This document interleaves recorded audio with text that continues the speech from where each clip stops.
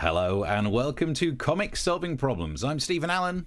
And I'm Erich McElroy. Good evening. Hello. Welcome along. It's a live streaming comedy show where we find the problems in the news by looking at the news. You can send them to them as well. And we then solve the problems. And if we don't solve the problems, it doesn't matter because we have a laugh anyway. Hey. There we go. I'm trying to be positive about it. I mean, that's as positive as it came across. Going, who cares? And that apathy is where I store all my positivity these days.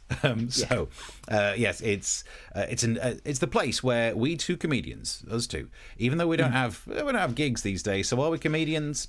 No. If a comedian dies on his arse in the woods and no one's there to hear it, is that technically an allowed gig? I don't know, and if so, who books it? I would like to do that, please. You can send us the problems wherever you're watching this. You should be able to send some messages in the chat. Plus, you got the thing on the screen. You could subscribe to the YouTube channel to make sure you catch this twice weekly show. And if you're enjoying it right now, if you think this looks like this is going to be my entertainment, spread the link, share it, tweet it, share it on Twitch if that's the thing. Facebook it and other social medias. Let's get some eyes pointing in the direction of these solutions that we're going to find. And I think that's pretty much it for getting ourselves facing in the right direction. Yeah, it's exciting because we're here as well. This is part of the Brighton Festival too, so that makes it extra special. So we're doing just normal, and then it's festival. So it's a festival show. Hello, that makes it Brighton. We're solving the problems of Brighton. They don't have any problems down in Brighton, do they? That's why people move down there. Southern trains. Oh yeah. Sorry about that. We ain't going to solve that today. The show's not that touch long. That one. That is the third rail of comic solving problems. Yeah. Southern trains. Brilliant stuff. Right. So in terms of problem one, what's the first one you got for us, Eric? Steve, it's a lighthearted problem to kick us off today. It is the problem of the end of the world. Great. Yep. It's coming. So later on, because we're doing this on Thursday, tonight is the final debate in the presidential debate between Donald Trump and Joe Biden. So we have that to look forward to. I'm going to be staying up all night to watch it, which is my own personal problem. And the stakes are very high for Trump because he's way down in the polls. He's struggling even with the Electoral College advantage that he had last time. And he didn't do very well in the last debate. If you remember, here's a little clip of that. Supremacists and would you like me to condemn? white supremacists and right Proud militia. Boys, stand back and stand by. It didn't go very well. Yeah. I feel bad using that clip. I don't know. Is it too soon? But the bottom line is Trump doesn't really need to debate, or he doesn't need to debate. He doesn't need to worry. Trump doesn't have any problems with all this. And that is because we know who's going to win. And that's because we've been listening to televangelist Pat Robertson, and he has this prediction. Well, here goes. I want to share with you. I was praying on Sunday saying, God, please tell me how it's going to happen. And I hope I've got the word. But first of all, I want to say without question, Trump is going to win the election. Oh. Yep. That's right, Steve. You heard it here first. God hates us. Divine Providence has said that's the way it's going to be. Doesn't matter how many things he grabs or how many debates he implodes on, And this is coming from Pat Robertson, who's the guy who knows that the gays cause hurricanes. So he's telling the truth. Oh, is he the one? Okay. He's one of them. I don't know. He says one of these things. I don't know. But he does have a vision. Not only does he know that Trump's going to win, but he knows what it's going to look like after Trump wins. After Trump is sworn in, we're going to see civic disobedience in our America that will just be mind-boggling. The country will be torn apart. What a positive agenda to make America great again. Pat's putting forward there, because apparently America was great during the Civil War. He's basically, the slogan is vote for Trump because the country will be fucked. But he doesn't just stop there.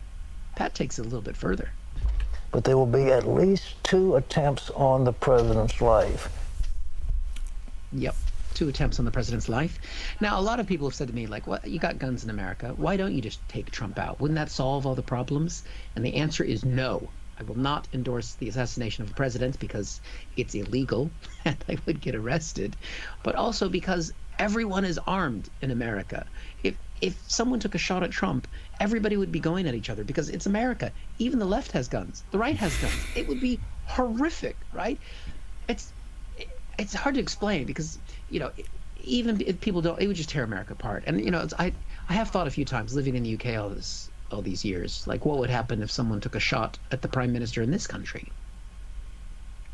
Exactly. That's the reaction of British people. Yep. Little raised eyebrows, a little bit of a thought. And I know you're sitting there thinking, Steve, does that mean we get a bank holiday? You guys don't give a shit. One of the few things that keeps you together. Right. So we got the country torn apart, riots, assassination attempts. Maybe could it get any worse? The only thing that'll fulfill what the word of Jesus, that I'm going to give you in a minute, is some kind of an asteroid strike on the globe. It's sudden destruction. I mean, I'm sorry, Pat, but Jesus Christ. Are you kidding me? Assassinations, riots, asteroids. I mean, now you've just taken things too far. I thought that can't possibly be true. And then I saw this. Famed astrophysicist Neil deGrasse Tyson says an asteroid the size of a refrigerator could hit Earth the day before the November election. Oh my God. I mean, maybe that's the only thing that will stop it from happening. Whatever. I mean, I just think, is this what's... And then, but when I heard that about the asteroid, and I thought, looking at the shriveled husk that Pat Robertson has become, I thought, wait a minute, maybe he knows something we don't, because I kind of recognize something about Pat, and I saw this. What the word of Jesus, that I'm going to give you in a minute, is some kind of an asteroid strike on the globe. It's sudden destruction. He looks like the guys from Mars Attacks. Yeah. Did you notice there when the Mars Attacks guy says, when Pat Robertson's saying the asteroid, that the Martian goes like this? How many hours did you spend editing that? 30 minutes. Yeah, that's what we do on the show. We spend many. And I'm pointing it out because it's so subtle. Did you notice that? No. There, you see, nobody. But we know that's the craftsmanship that goes into this show, ladies and gentlemen. We find the old clips. We find asteroid. Beautiful. You can go back, watch it on YouTube over and over again, because that's what I've done. I must admit, that's the first time I'd seen any of his clips, and if I'd have watched that, not realizing what was happening, when he gets to talk about assassination attempts on the president, asteroids, it just seems like he's in a movie pitch meeting. Kind of, I got a great idea. When I first started in showbiz, this will sell. So he's got that kind of vibe, although I do love the idea of an asteroid the size of a fridge, because if it looks like a fridge, it will distract Trump. He'll see that just land. Wait a minute, I need to go in here, and it's a good outcome. That will be one of the assassination attempts. Also, did we find out if any of those assassination attempts worked? Because he just said people will try. Didn't say if anyone would succeed. Only one of them can succeed, I guess. Yeah. COVID tried, and that didn't work. And plus, we don't know, when we say refrigerator, I mean, he's American. So, I mean, if he's talking about a British fridge, nobody's even going to notice. But if it's an American fridge freezer with the ice cup machine in there, and then the 2 doors and all that delicious food and jars of pickles. How's that obesity working out for Americans? It's fine. I don't want to talk about it. Okay. I've got put on a few pounds in COVID, all right? Fair enough. Yeah, let it go. Look, the message boards are open for anything on this as well. We can get stuck into some of the messages. Chris Curling says, evening, chaps. Evening, Chris. Mark says, hello. Glad you're back. Yeah, we're back in instead of the Brighton Fringe best of, let's get into the news over the last few months. This is today's topical stuff. Mark also says, if a comedian dies on his arse in the woods, it'll become a Channel 5 series. And I am available. I'm available for that work. All available now. I just, whenever I see someone post available gigs on the forum, I'm like, why are you doing that? There's comedy forums where people advertise gigs. I'm like, we're all free. We're all of it, yeah. We're all free. I love it, though, when I'm already booked for one. Like, I've had an email about a Friday gig, and it happened. And I had to double check that the Friday gig I was booked for hadn't been cancelled, because I don't trust anything. Yeah. But I actually got to say, sorry, I'm already working that evening. Oh, it's felt foreign to my mouth. Strange. One evening a year is good. Yeah. Have you seen? So there's a message that I don't know if you want to try and read this out. Watching the show here in Noarlunga, South Australia. Wally and Cynthia and Dingo, and we have our pet kangaroo Donald.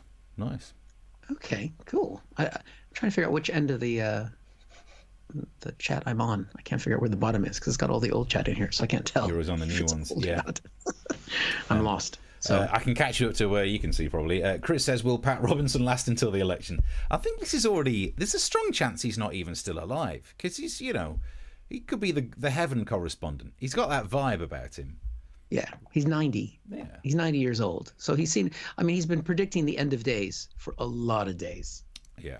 And, he's so old that if he actually sees a fridge, opens the door, if he saw a light, he'd walk towards it. So he's got that kind of vibe going on. Because the fridges in America are big enough that you think this is a gateway to heaven.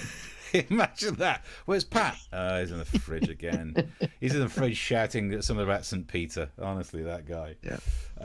Some more messages. Do you know what? We can keep going through the messages. Wherever you're watching this, you should be able to watch. Lynn Brown says, it's a twig gig. Is that if we die on our arse in the forest? There is a strong chance we should go and actually film an outside gig in a forest, Eric. It's catching on. We could do. I mean, it's kind of the way it'd be like going to certain promoters gigs where you get dropped off in the middle of nowhere. And do you know what? I'll take those gigs as well now. Yeah, wherever you're watching this, you can send the messages, and if you're enjoying it, chuck some money in the pot. It will help to keep this project afloat, which we desperately need.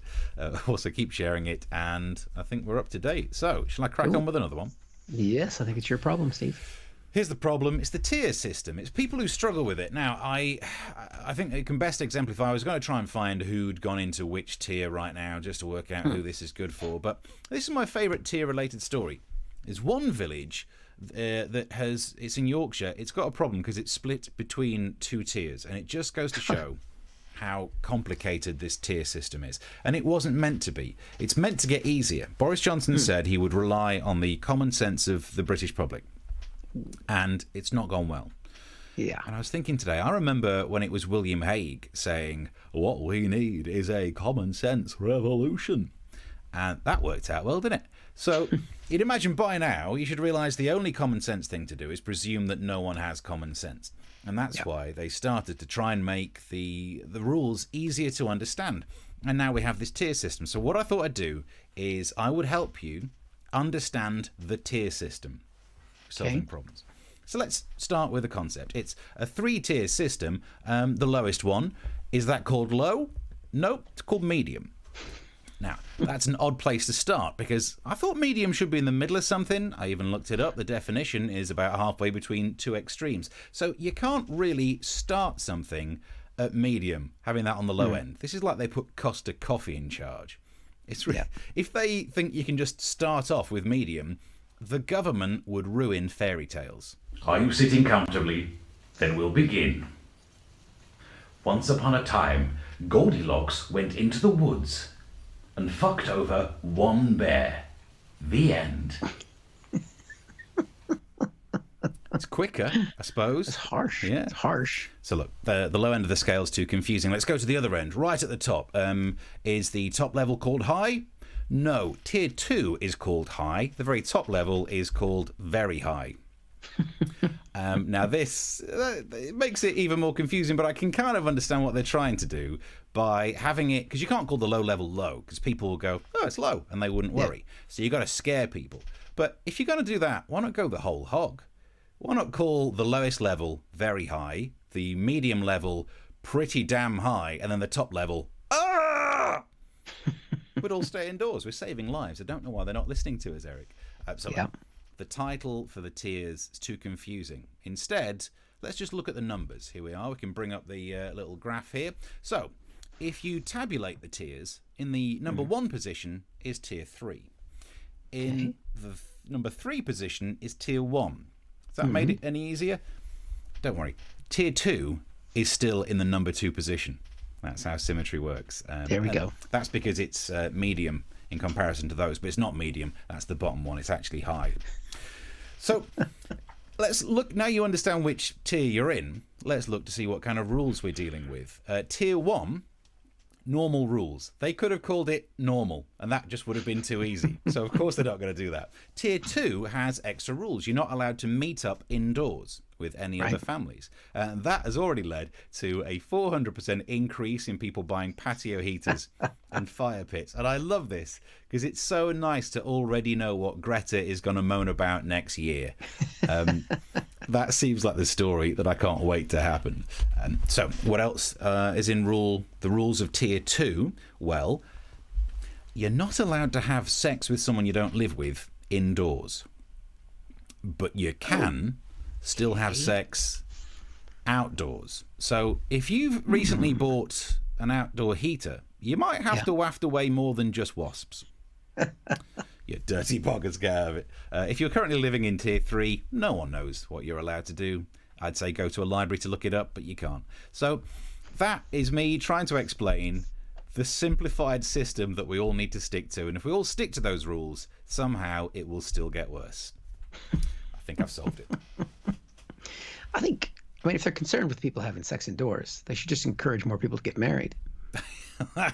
Yeah, well, maybe they do. Yeah. Pretty much solved it for us.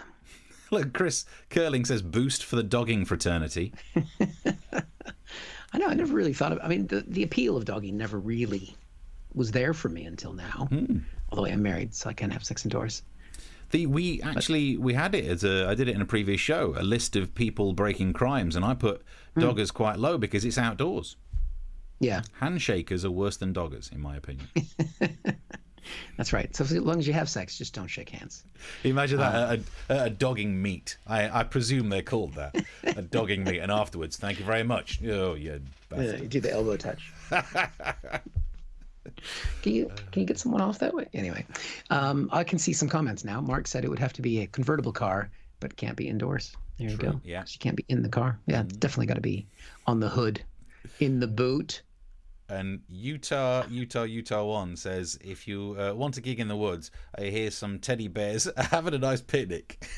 I would, again, willingly take that gig because that would be the biggest audience I've played to for a long while. Yep, that would be. Do you know what tier you're in, by the way?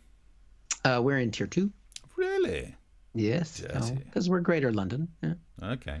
Down here in the Gravesham area, Tier 1. Yeah. Wimp. That's got to lean into it. Yeah. Get in there. I think that means I'm allowed to. Well, it's something like I can go to a restaurant and pubs can stay open. And there's a really weird thing about Tier 3 where a pub can stay open if it's only serving a substantial meal. Yeah. What is that? Which it's got to have. I honestly, I don't know if this is true or not, but I heard someone on the news saying it's got to have chips. But that can't be the definition. I know most of the Tier 3 places are in the north, so that will be true. But it can't be a rule that the only thing that makes a substantial meal substantial is chips. I think it means 3 packets of crisps. That means we could gig indoors as long as we cook people a meal and didn't make them laugh, which is doable. I think in Tier 3 also the comedy clubs have been allowed to stay open, but they have to serve a substantial meal and they cannot serve alcohol. That's going to go well. Yeah, and I know you're not the biggest drinker in the world, Steve, but do you really want to perform to a sober audience? No, that's right. I rarely drink, but I'm grateful that other people do. That's why I'm not evangelical about not drinking. I want other people to be slightly disadvantaged. That's right. Yeah. Definitely. So yeah, I mean, it is. I think it's going well. I think that's pretty much the biggest joke of the show so far. It is such a mess. Look, if you got any messages on this, any comments? Tears for Fears, says Lynn. Loving it. Nice. I can't believe I made it all the way through that bit and didn't do a tears pun. Thank heavens you're there, Lynn. Keep some messages coming through on this, and if you're enjoying it, you could subscribe. There should be a link somewhere near this, and it would very much help pay for the crisps that will make this a substantial meal. Yes. Not salt and vinegar. That's a different phone. Some of the prawn flavors. I mean, that would be a good. We haven't done a proper quiz for a while. We should do a quiz at some point about what's the most disgusting flavor of British crisps. Prawn cocktail. Yeah. The steak ones. At least they're just vaguely meaty, whereas prawn cocktail. Do you know what's weird? Prawn cocktail and tomato ketchup flavour crisps almost taste the same. Something's gone wrong. And also, I know we don't want to. Paprika, says Mark. No, that's true. Too much, too fiery. We've never lived in Germany. Everything's paprika. The women are paprika. Oh, that's gonna sting. But little side point, I learned a fact recently while we're doing nerdy facts. The reason why banana flavored things don't taste like banana, do you know what it is? No. Back in the day when these chemical substitutes for flavors were invented, there were more than one different types of banana. because there were different ranges. So they picked a banana that tasted nice. They made the chemicals taste like it. Since then, that banana's died out. So we've never eaten one of those bananas. So bananas don't taste like banana flavor. So if you want to know what the old bananas used to taste like, eat one of those banana things that you think this is nothing like it, and you're getting a glimpse of the past. Wow. Fact. That is one of the most useless facts I've ever heard.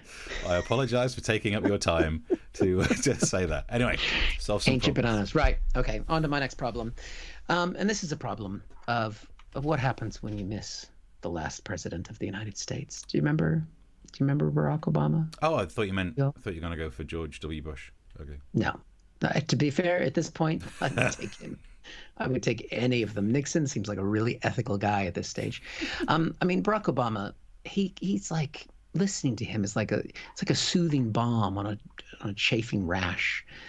It's so nice. I mean, look, he spoke last night in Philadelphia. Here's a little taster. America is a good and decent place, but we've just seen so much noise and nonsense that sometimes it's hard for us to remember. I remember. Oh, and I'm getting hard. It is. I mean, just listening to him, he's cogent. He's got a vision. He can.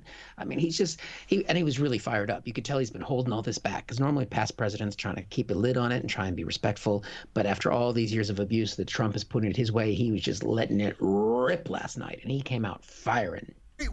Our democracy is not going to work if the people who are supposed to be our leaders lie every day and just make things up. Is he talking about the British government now? I'm not really sure who he's referring to anymore. Has he met Boris Johnson? Talked about the lies. Went after Trump on COVID and the fact that they've ignored the plans that were put in place by the Obama administration. We literally left this White House a pandemic playbook that would have shown them how to respond before the virus reached our shores. They probably used it to, I don't know, prop up a wobbly table somewhere. We don't know where that playbook went. We can only hope that's the worst thing that happened to that playbook, because I have a suspicion that Melania rolled it up and beat Trump with it. I wouldn't touch it now, is what I'm saying. He went after news that broke just this week that Trump apparently has a bank account in China. We know that he continues to do business with China because he's got a secret Chinese bank account. Wow. I mean, a president of the United States to have a Chinese bank account, I mean, that's just unfathomable. Plus, I mean, it makes you wonder how he would even access that bank account. And then I remembered this. President Trump played this video of his 6-year-old granddaughter who is learning Mandarin from her Chinese nanny for the Chinese president. He's clearly teaching her Chinese so that he can get access to that account. Can't remember the password. She has to just learn the Chinese for password 1. That's all she needs. Mega 2020 exclamation point. That was the password for Trump's Twitter account until yesterday. Someone hacked it. True story. Barack couldn't believe that Trump had a Chinese bank account, and he imagined what would have happened if he'd had one. Can you imagine if I had had a secret Chinese bank account when I was running for re-election? You think Fox News might have been a little concerned about that? They would have called me Beijing Barry. He's cracking little jokes there. He's bringing some jokes. Now, the good thing is if they found out Barack Obama did have a Chinese bank account, they would stop saying that he was born in Kenya. They'd be he's looking a little Chinesey to me.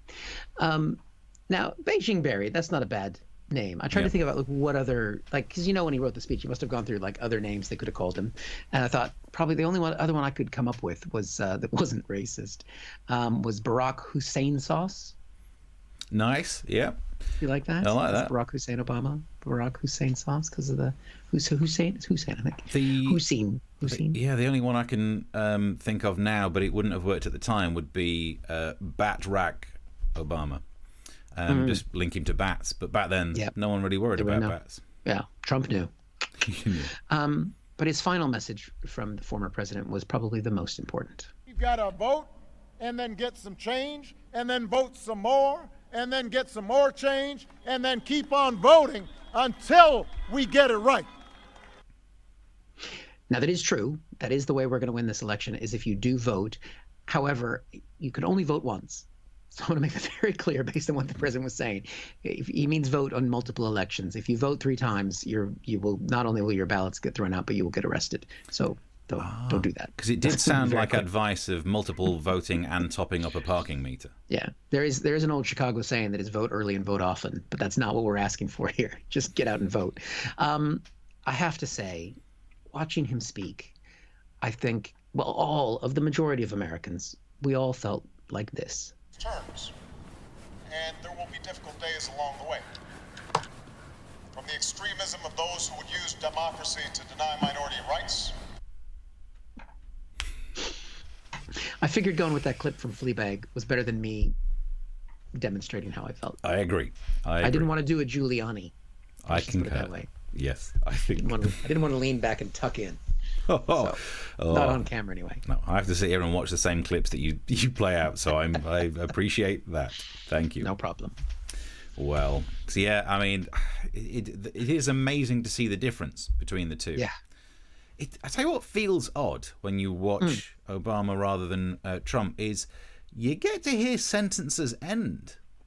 It's really weird. It's like, it feels almost scripted that they start and they're like verbs and nouns and stuff, and then there's an end to it and you're done. It's very strange. And it was weird listening to that speech. It was about 40 minutes. He didn't mention Hillary's emails once. Oh, really? Do you understand? Let's have a look. Some of the messages coming through. Mark says Obama is a string quartet and Trump is 4 kids with recorders. We've got plenty of names for Trump, says Chris. And she had an itch, says Mark. Nice. Yeah, Is she that did. what was going on? I didn't quite understand. Obama scratches that itch. Didn't Dawn sing vote 3 times, or was it knock 3 times? Nice. Actually, I'm glad you're sending these messages. At some point, we will get around to doing Keith's idea. In the comment section, we should be doing songs for lockdown, and we could do them for the election as well. We just forget to prep it because we're so busy doing all the other stuff. But yes, keep watching every Tuesday and Thursday, and we'll get around to doing suggesting songs that go with the news stories that we're dealing with. I like the idea of that. Yep, keep the messages coming through. Our Twitter things are on screen as well, so I've not checked Twitter yet. Yep, I can check Twitter as well. And if you put it up there, if you're liking what we do, you can feel free to throw us a drink. Would be appreciated. Lovely, lovely. So, there is another problem to solve. Oh, another problem? Yeah. I thought, how are there any left? I thought about, what should we do? Should we talk Trump? Should we talk Trump dancing? That was quite big fun news. Should we talk about COVID? And I thought, my sweet God, I'm sick of the same damn stories. So instead, I managed to find a more serious issue, and this is the news story of a plane passenger who was caught smuggling gold nuggets in the rectum to avoid taxes. What? Right up the old fruit shoot. So, there's much to unpack about this story, is a phrase we often use, but it's never been more true than when you've got a man with 2 pounds of gold up his a-hole. Now, I think we can zoom in. This is the gold that was up there. Now, I think that's a bit flat. I hope it's been washed. I would look. I mean, look, I don't want to teach you how to suck eggs in the world of anal gold here, but I probably would have put those 3 together and made them more cylindrical, but with a rounded edge end. So I think you know what I'm saying. What I'm saying is, if you're gonna smuggle gold, you'd make yourself a gold dildo, wouldn't you? If you're gonna smuggle it, you might as well enjoy the experience. And here's what I realised. I thought, why has he done it like that? 3 of the big ones and then that small one. Because, you know, I started to wonder whether my bottom's the right shape, if that's what you can do with it.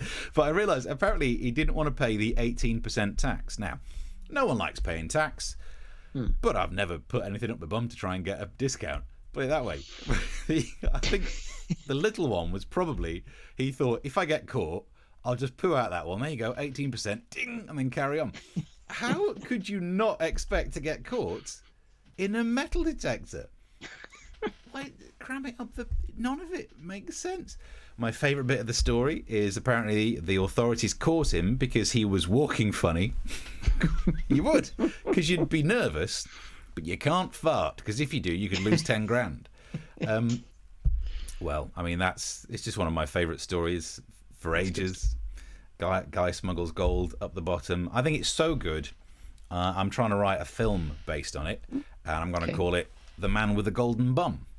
Nice. Seems like a good title. I've already made the intro. Have a look.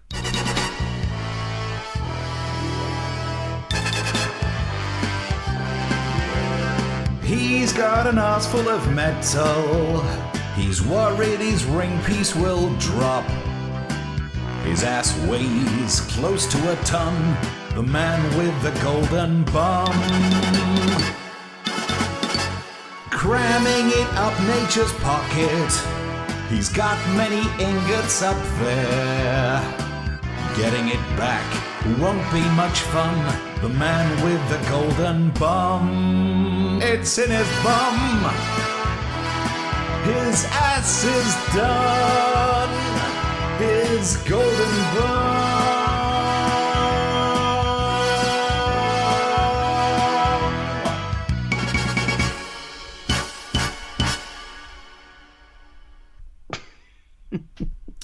Man with a golden bum. Well done. On reflection, I realised if I could go back and redo that sketch, the only thing I would have done is when you get the blurred out, I should have made it brown, not red. That just would have been. I think red is an appropriate color for that experiment. I think it could be. To be honest, I mean, that's definitely. He's going to be thinking he ate beetroot for a while. Ting! Another nugget. Wow. So many different shapes you could have gone with. You're right. I mean, the flat one's wrong, isn't it? You don't. But I mean, we don't have something to scale them. Maybe they were only like the biggest one was maybe this big, and the little one was. We don't have a scale of the tray that they were on. So maybe they were much smaller. But balls, I mean, it just seems they look like tongue depressors. Why would you do it in that shape unless you're trying to leave a bigger gap? Do you stack them up on top of each other, or do you all as one go? One at a time. It'd reach your duodenum. They'd realize he had it there because it was coming out of his mouth. You got a golden tooth? No, I just pushed too hard. It is that is the story we need now. More inspiring than anything Brock could say. Some of the messages, let's have a look. There we are. Chris, gold-plated council gritter. Right up the council gritter. The reboot of the quiz Going for Gold doesn't look any good. Nice. Let's have a look. Shades of North says, that's the strangest thing I've heard of, bar none. Nice. Loving it. No, you getting compliments on the method there? Well, was it really method? That was all digital effects. The acting there. I mean, the walking with the gold in the bum. Because, I mean, that's the thing we need to know. How much did it weigh? So that is going to have an impact. I mean, I don't know if the phrase I've heard about putting a ring on it. Anyway. I'm saying that. But, yeah, 2 pounds of gold. An extra 2 pounds. I carry that right here. Maybe this is all gold. Maybe that's what this is. Terry's all gold right there. All gold. Maybe they stretched on removal, says Chris. So the theory is that actually they were shorter, but as you pulled them, because gold is a malleable metal, it's also ductile. So Because how hot does it? I don't think body temperature is enough to make gold melt, though, is it? No, but it is a soft metal because of the way the valence electrons can just pass over each other. No one wants to know why, Steve. It's a good conductor. Like copper and silver. It's the same on Mendeleev's periodic table. It's the same column. Oh, dear. I'll never look at Golden Grahams the same again, says Mark. Yeah, 2 pounds worth. 2 pounds worth of right up the old. Yeah, there we go. That's my favourite. It doesn't matter what's happening in any other piece of news. A man who tried to smuggle some gold right up gentleman's pocket. There's got to be an easy way to make a living. Although these days, the way gigs are going, who's booking it, Steve? Yeah, God, imagine that. He'll have a mask on, but he's got his gold hanging out at the end. He's got his ingot touching cloth. Well, right. Well, I think we're getting towards the end, aren't we? Yeah, I mean, I mean, let's be honest. I spent 4 hours today recording that song and filming myself doing that for 1 minute of the show. So I'm out of material. I got nothing else. Yeah, and that guy's out of pocket. No, I don't know what the right phrase is. Well, there we go. It was well done. I'm going to compliment you on that. If you thought the show was worth anything, 4 hours of Steve's life right there. If that made you chuckle, feel free to buy us a drink or two. He'll get extra of whatever. Extra for Steve. Some plasters, a nice cushion is what's needed after that. Because, method acting, so I committed. We never saw that bar again. Yeah, but we appreciate your support. That keeps us going. And also tell people about the show. So you can share the links to the YouTube channel, get more people to subscribe, do that bell thing, and share it on Facebook and all that kind of good stuff, because the more people watching is fun also. And you can follow both of us on Twitter. I'm going to do a plug. I've got a podcast. Plug the podcast if you don't mind, called American Exchange, and you can look on my Twitter feed to see it, or on Facebook and so on. And it's me interviewing people in the States who are movers and shakers with me, trying to figure out what the fuck is going on back home. It's kind of my official catchphrase. I've just recently talked to Joe Walsh, former congressman, Brian Karem, White House reporter, and Olivia Troy, who just resigned from the Trump administration. And I've got some very exciting guests coming up that I can't tell you about, but they're big names. Big ass names. You'd say that even if you didn't. That's what I like about that. But this is true. This is true. So, although it's the Trump era, I could lie. It doesn't matter. But Mark's already a listener, apparently, by the looks of it, or a viewer, depending which way you do it. Thank you very much. All right. Thank you very much, Mark. And otherwise, I have no gigs. Nothing else in the diary. How about you? Got any gigs coming up, Steve? Of course not. No, I've got one on the 14th of November, which is when I almost got double booked, and that's it. No, I've got nothing else. Got nothing else to plug because I spent 4 hours today filming myself in a Bond film. So I think between now and then you can just make the full film. Do you know what? You've got the opening sequence. Yep. I did think of doing the full version of the song. I could definitely do that. What would happen in the Bond film, The Man with the Golden Bum? Well, that scene where he's tied up, where the bad guy's always gonna do something to him. I mean, what worse could he do to him? Yeah. He's already had gold shoved up his rectum. Pull it out too quickly. There'd be some sort of special device inside the gold bar, like an explosive gold bar. Pay attention, 007. You could have one of those. That'd be good. Yeah, I can play Q. I can play Bond. We've done some Bond sketches before. Yeah. Let's be honest, I got a lot of time tomorrow. There is a strong chance that at least a 45-minute version of that film comes out. You're going to have to do one scene in a bikini. Oh, God. You've got to be your own Bond girl, because you can't have anyone to the house. Yeah. And or I'm tier 1. Maybe I can get away with it. Oh, you're tier 1. Or 3, whichever one it is. I get confused. Just everybody's tier 2. Average it out. That's fine. That's fine. Kind of medium. So I think we're all done and dusted. Thank you very much for watching. If you can find the link to throw some money in our pot, it very much helps to pay for the kit and the running this darn thing, and the fact that I've got 17 lights is not as cheap as it was when we started. No. So support the show would be very much appreciated, and we're back on Tuesday. I think that's. We're back next Tuesday, and we'll have a recap of the debate that happens over the weekend, and who knows? I mean, it's God's will. It's God's will. You never know. The Earth might end because of some sort of an asteroid. Great. And we know who to blame: the gays. I mean, that is a clip that someone takes that out of context. Your new podcast is getting taken down. Yeah, it's not me. Well, I'll get the wrong kind of audience. Oh. Or the right. I'll get an audience. Yeah. Oh, never mind. Till Tuesday, 9:00. Bye. Bye.